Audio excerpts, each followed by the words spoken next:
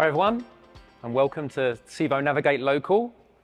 As they mentioned, that this is our second event here, and we came here last February. It was our first ever Civo Navigate. It was a 2-day conference, and what we want to do is make sure that as we move these conferences around the US, we still come back to the places that we always went to the previous year, and we keep that going and going and going, because Civo is very much about community. That's really part of our DNA. And giving back. And today's really about learning and offering you all the opportunities to attend great talks, great sessions. We've got workshops and things as well. So hopefully all have a really great time. Certainly, I totally agree about the Tampa facts. It's a great city. I love coming here. The weather's great. Obviously, being from London, England, it's not always great. So it's really nice to be here. And I think there's such a buzzing community in Tampa, which is fantastic. There's so many amazing people. Okay, but before we get started, a little bit about myself. So I know it was mentioned 46 years, 45 years. I'm 25 years so far in tech, so not quite there yet, but maybe becoming a little bit of a veteran. I don't know yet. And yeah, the first company I founded was back in 1999, and that was a domain name and web hosting company, and it actually grew to become the 5th largest hosting company in the UK.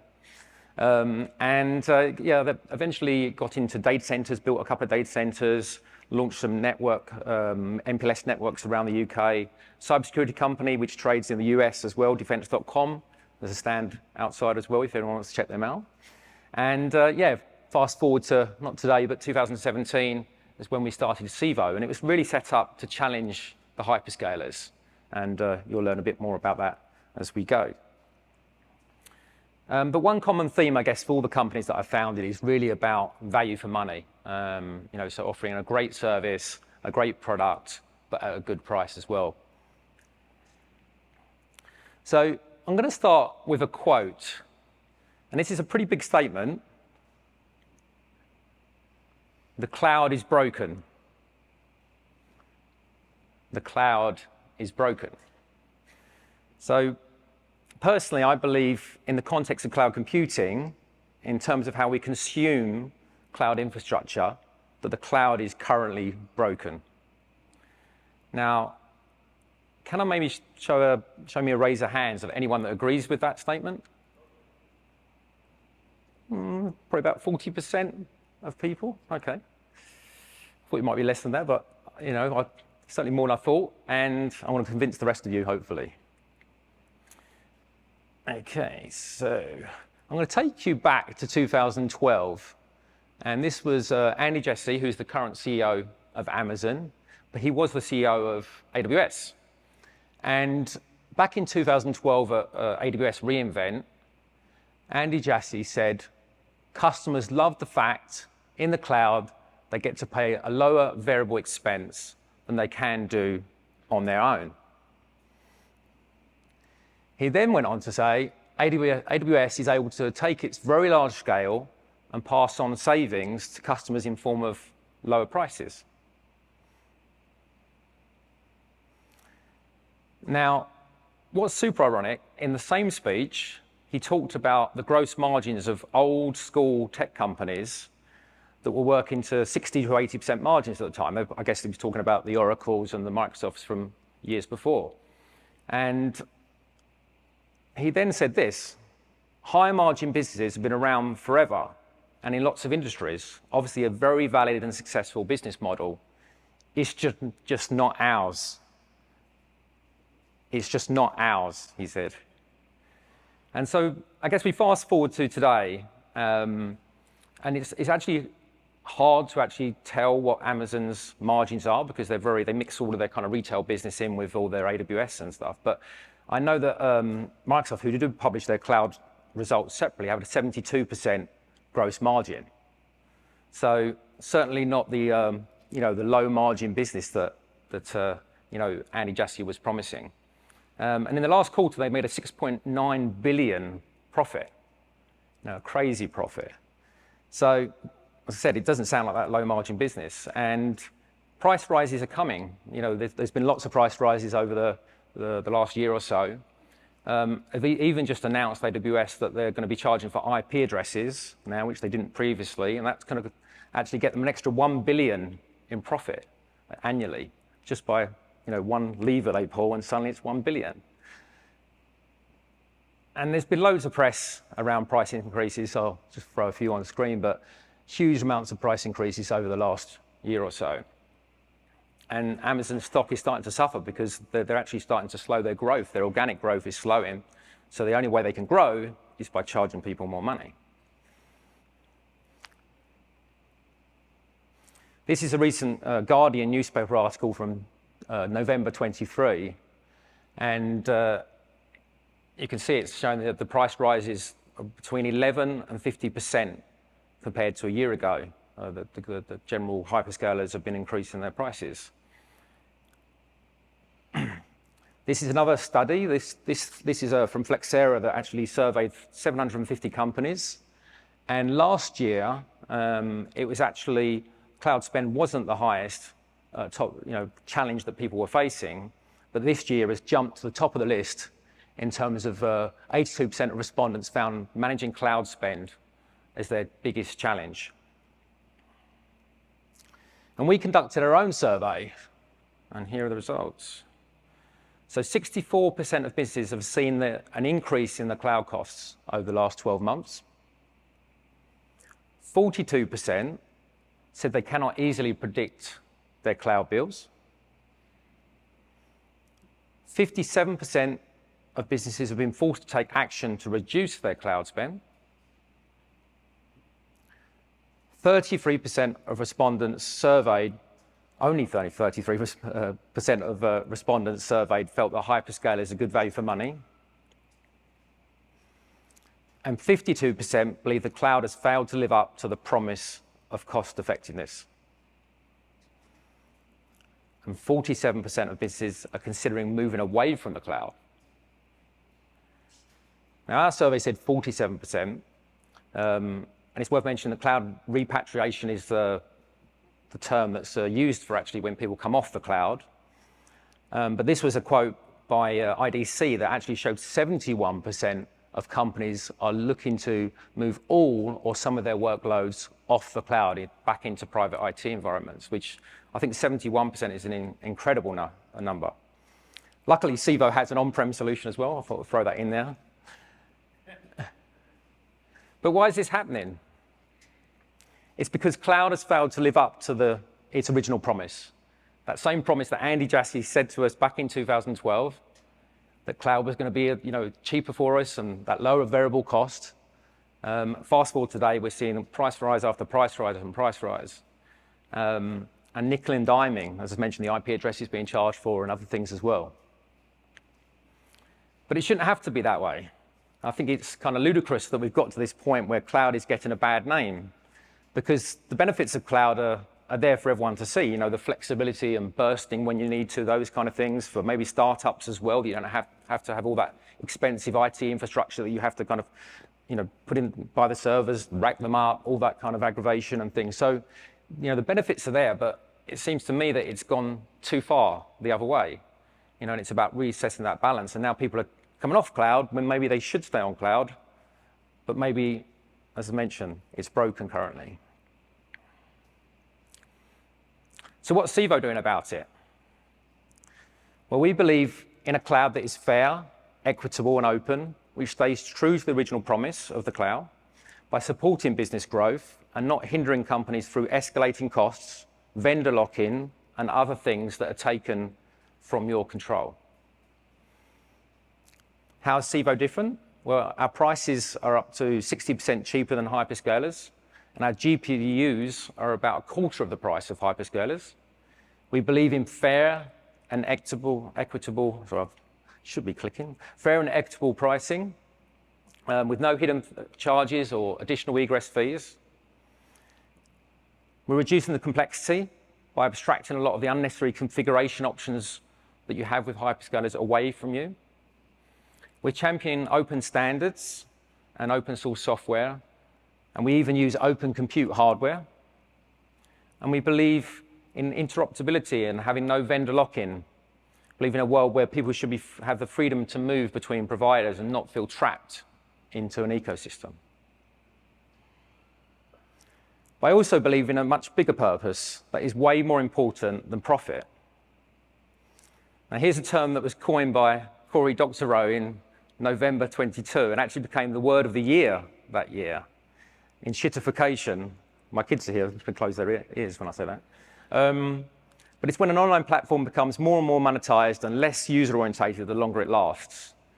And he describes how platforms die. He says, first they're good to their users, then they abuse their users to make things better for their business customers. Finally, they abuse the business customers to claw back all the value for the business themselves, and then they die. And he talks about in history how this has happened time and time again, and where giant companies push their users too far and they eventually leave. And I think we're at the start of that really in big tech. But where does that leave big tech?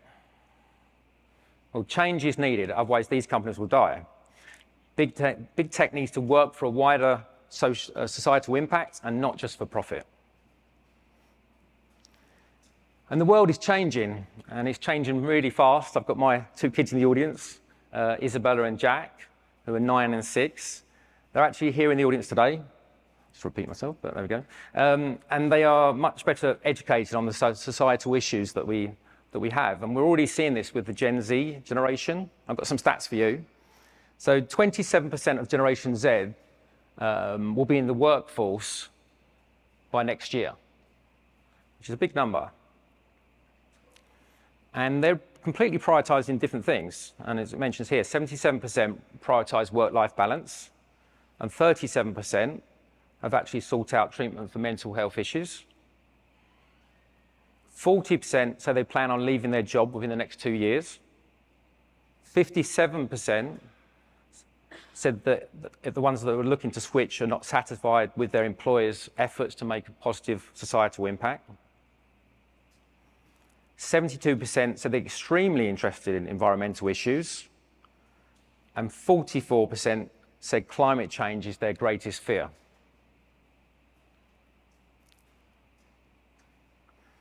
Now, this image on the screen was drawn by my daughter Isabella, and even at 9 years old, she's very passionate and educated on environmental issues.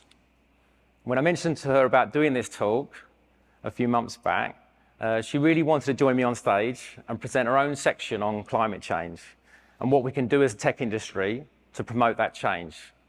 So can everyone please welcome on stage Isabella Boost.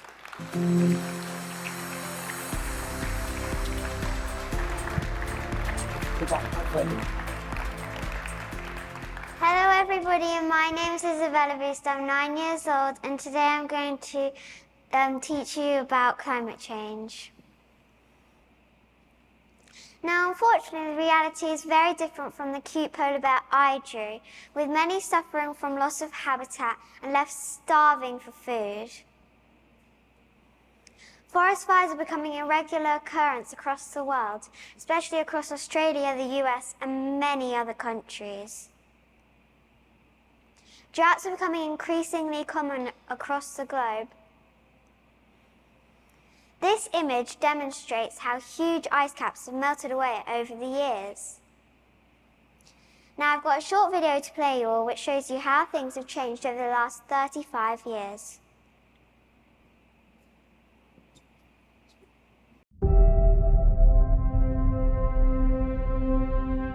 There's a place in our universe,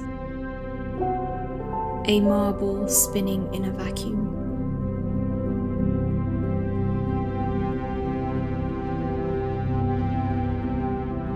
It contains life. It contains us. It may look solid and enduring, but now we can see it differently. Across time, living and breathing. Across time, we can see that we, all of us, are changing this place faster than ever before. We can see the impact of the way we live.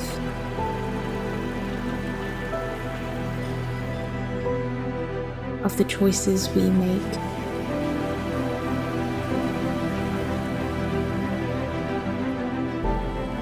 And see their consequences.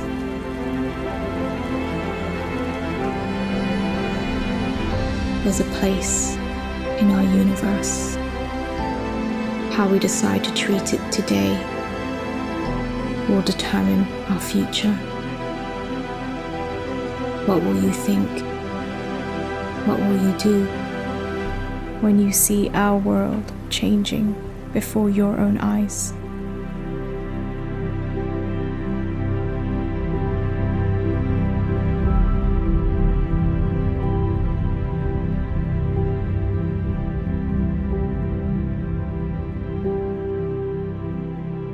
I hope that video illustrates the need for urgent change. Moving on to how we as an industry can support change. Data centers are vast users of power. They consume up to 2% of energy globally. A 2024 report from the International Energy Agency says data centers consume 460 terawatt-hours in 2022, a figure that could rise to more than 1,000 terawatt-hours in 2026 in a worst-case scenario. 1,000 terawatt-hours is equivalent to powering 100 million households. Elon Musk predicted the world will face supply crunches in electricity and transformers in 2025.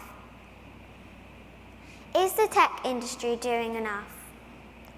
Power-hungry AI technology is being rolled out at a record pace, often with no real care for the planet. Are you asking these important questions of your data center or cloud provider? What commitment are they making to reach net zero? Is the power being used coming from renewable sources? Are they reusing the waste heat elsewhere? Thank you for listening. Goodbye.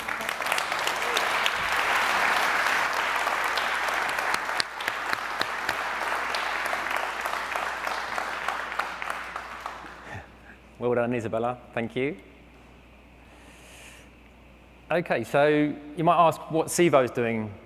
Well, we believe in a sustainable future.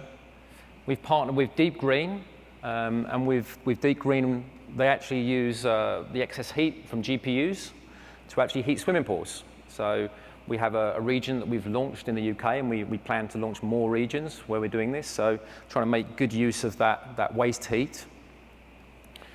We've also invested in a company called Heater, and what they're actually doing is attaching servers to the side of hot water tanks and then providing hot water to homes.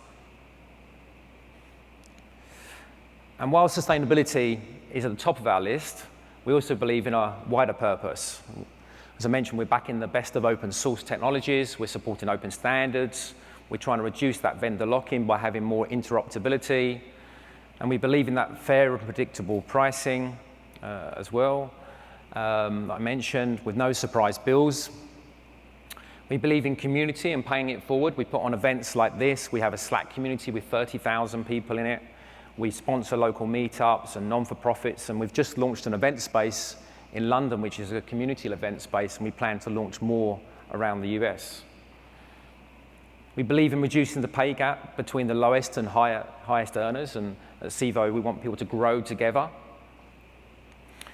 And work-life balance is really important. So we provide flexible working, and we actually have been a 4-day-a-week company now for over 2 years.